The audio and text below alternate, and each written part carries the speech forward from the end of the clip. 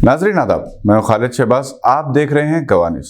तेलंगाना के chief minister KCR की जानिब से 2 असेंबली हलकों गजवेल और कामारेड्डी से इलेक्शन लड़ने के ऐलान पर मिला जुला रिएक्शन जारी है, जबकि मोहम्मद अली शब्बीर के हक में अचानक हमदर्दी की लहर पैदा हो गई, क्योंकि आम तासुर यही है कि केसीआर के कामारेड्डी से भी मुकाबला करने का मकसद मोहम्मद अली शब्बीर जैसे बेबाक मुस्लिम कायद को सियासी तौर पर नुकसान पहुंचाना है।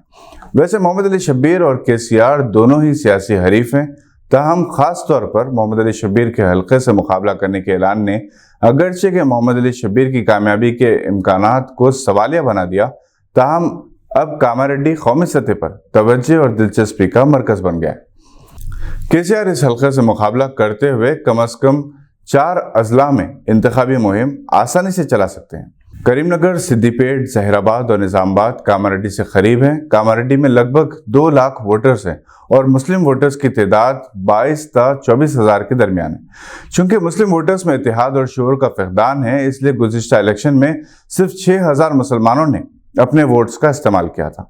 कामारेड्डी हल्के से गंपा गोवर्धन ने कामयाबी हासिल की थी, मगर एक खुफिया सर्वे के मुताबिक इस मरतबा के इलेक्शन में इनकी शिकस्त और मोहम्मद अली शब्बीर की जीत यकीनी दिखाई दे रही थी।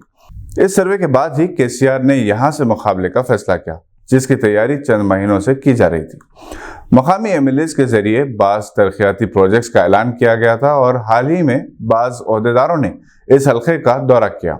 जहां तक मोहम्मद अली शब्बीर का ताल्लुक है, वह न सिर्फ तेलंगाना बल्कि आंध्र प्रदेश और कौमी सतह पर कांग्रेस में मुसलमानों का चेहरा समझे जाते हैं। वो इख्तिदार में हो या ना हो, हमेशा आवाम के दरमियान रहे और हर मसले पर इन्होंने आवाज़ उठाई।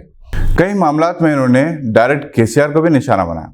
खुद कांग्रेस के पास कायदीन अंदरूनी तौर पर मोहम्मद अली शब्बीर के खिलाफ साजिश करते रहे।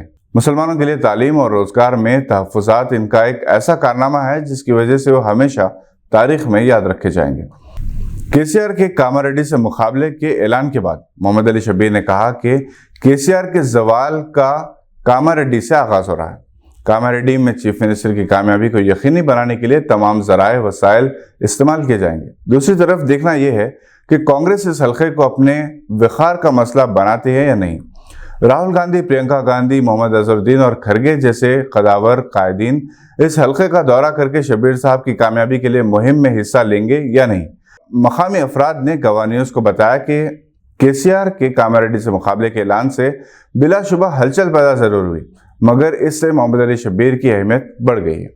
इनका सियासी कद और बुलंद हो गया और ये भी अंदाज़ा हो गया कि अजला से मुस्लिम क़यादत को उभरने से रोकने के लिए सिर्फ बीजेपी ही कोशिश नहीं करती, बल्कि सेक्युलरिज्म का लबादा ओढ़े ऐसी बहुत सी जमातें अमली तौर पर इक़दाम करती हैं।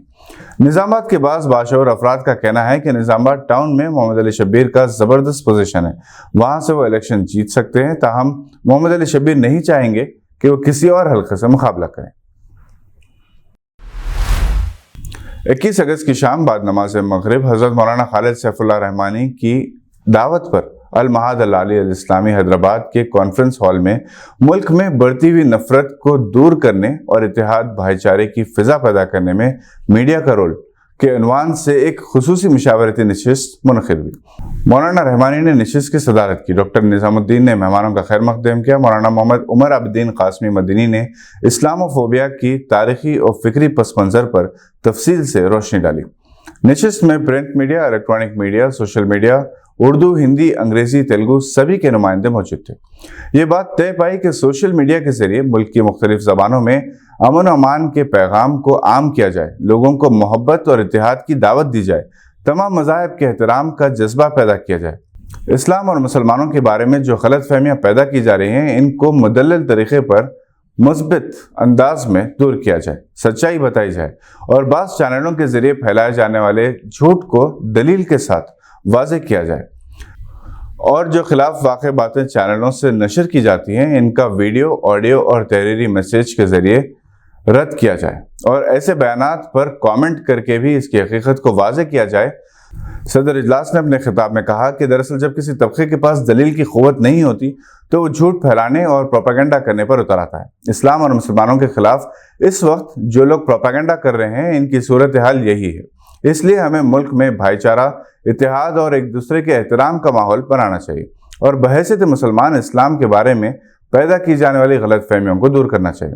انہوں نے کہا کہ آج کی اس نشست کا مقصد کسی سیاسی گروہ کی تائید ہے، نہ مخالفت، نہ کسی عقیدے و مذہب کے ماننے والوں کے جذبات کو ٹھیس پہنچانا، بلکہ مقصد یہ ہے کہ ہمارے ملک میں صلح اور محبت کی فضا قائم ہو تاکہ ملک کو ترقی حاصل ہو اور تمام باشندگان ملک بھائی بھائی بن کر زندگی گزاریں۔